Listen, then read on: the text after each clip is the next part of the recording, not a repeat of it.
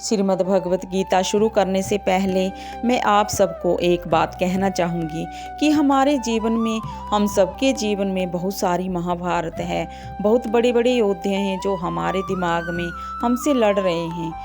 हम उन सबको पराजित करने के लिए एकमात्र उपाय श्रीमद् भगवत गीता ही है, जो भगवान श्री कृष्ण ने अर्जुन को बोली थी। तो आज हम सब भी भगवान से प्रार्थना करते हैं कि हम सबको अर्जुन मानकर प्रभु हमें भी ज्ञान दें। जिस महाभारत के बीच में हम फंसे हैं, वहाँ से निकलने का, उस पर विजय प्राप्त करने का आशीर्वाद दें और अपनी शरण में लें। ऐसी प्रार्थना करते हुए मैं भगवान से आपके शब्दों को समझने की क्षमता रखते हुए भगवान से आज्ञा लेती हूँ। 16वां अध्याय शुरू करती हूँ। अहंकार नहीं राज्य में जरा कष्ट नहीं मान, क्रोध नहीं परिवार में रोग कष्ट न जान।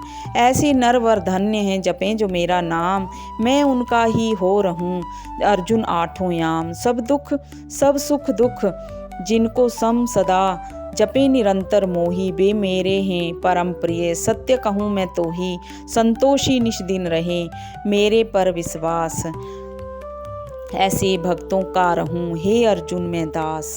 श्री कृष्ण जी बोले, हे भारत, अब है शुद्ध सतोगुणी होना, ज्ञान योग निष्ठा दान इंद्रिय दमन, यज्ञ कराना, तप सरलता अहिंसा सत्य अक्रोध त्याग शांति व चुगली न करना, वह सब प्राणियों पर दया, तृष्णा से बचना, कोमल स्वभाव, चपलता का त्याग, क्षमा धृत पवित्रता, द्वेष रहित, अभिमान न करना, दैवी संपत्ति के सन्मुख जन्म धरने वालों को ये सब गुण मिलते हैं। हे पार्थ, दंभ दर्प अभिमान क्रोध कटुभाषण और अज्ञान, ये सब आसुरी संपत्ति के सन्मुख जन्म लेने वालों को प्राप्त होते हैं।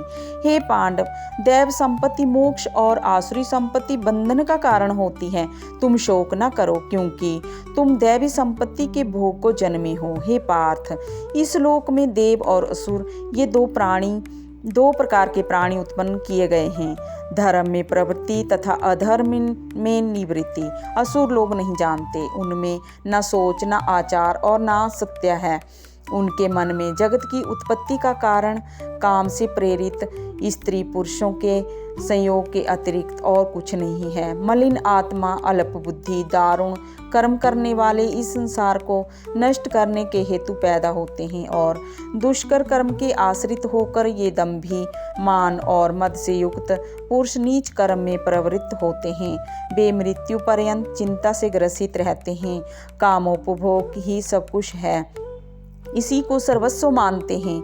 वे अनेक कल्पनाओं से मोह रूपी बंधन में फंसे हुए विषय भोग से आसक्त लोग रौरव नरक में गिरते हैं, जो अपनी बड़ाई आप करते हैं, धन धान्य के मद में चूर रहते हैं, शास्त्रोक्त विधि छोड़कर केवल नाम के लिए यज्ञ करते हैं, अहंकार बल घमंड काम एवं क्रोध से युक्त हैं, अपनी तथा औरों की देह में स्थित मुझ में द्वेष रखते हैं तथा मेरी निंदा करते हैं। इन द्वेष करने वाले क्रूर और अधम पापियों को मैं संसार की आसुरी योनियों में ही डालता हूँ। हे कौन्तेय, जन्म जन्म में आसुरी योनि पाकर वे मूर्ख मुझको पाए बिना ही अंत में अधम गति को प्राप्त होते हैं। काम क्रोध तथा लोभ 3 नरक के द्वार हैं, जो आत्मा का नाश करते हैं, जिस कारण तीनों को त्याग देना चाहिए। 16वें अध्याय का महात्म्य।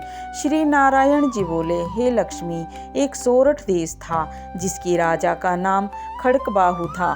वह बड़ा धर्मात्मा था। उसके हाथियों में एक हाथी बड़ा मस्त था, जिसकी धूम मची रहे, महावतों को पास न आने देवे। जो महावत उस पर चढ़े उसी को मार डाले।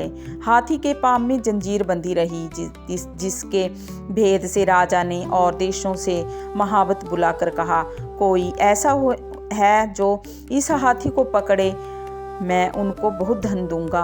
हे लक्ष्मी, इस हाथी को किसी ने नहीं पकड़ा। एक दिन हाथी नगर में चला गया। सामने से एक साधु चला आ रहा था। लोगों ने उस साधु से कहा, हे संत जी, आपको मार डालेगा। संत ने कहा, तुम देखो श्री नारायण जी की कैसी शक्ति है, हाथी की क्या सामर्थ्य कि जो मुझे मारे या मेरे पास भी नहीं आ सकता। साधु ने नेत्र पसार कर देखा तो हाथी ने सूंड से साधु की चरण वंदना की और चुप खड़ा रहा।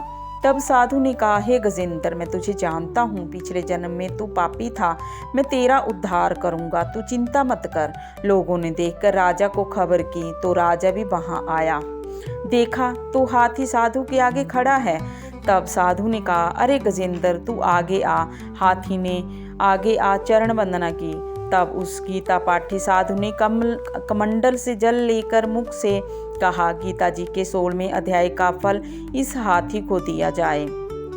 इतना कह जल छिड़कने से हाथी ने देह छोड़ी, देवदेही पाई और विमान पर चढ़कर बैकुंठ को गया। राजा ने संत को दंडवत प्रणाम की और कहा, हे संत जी, आपने कौन मंत्र कहा जिससे इस अधम दुखदायक को सद्गति प्राप्त हुई? संत ने कहा, मैंने इस गीता के 16वें अध्याय का फल दिया है, जिसका मैं नित्य पाठ करता हूँ।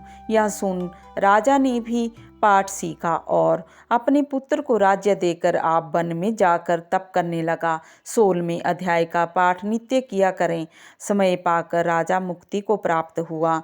हरे कृष्णा।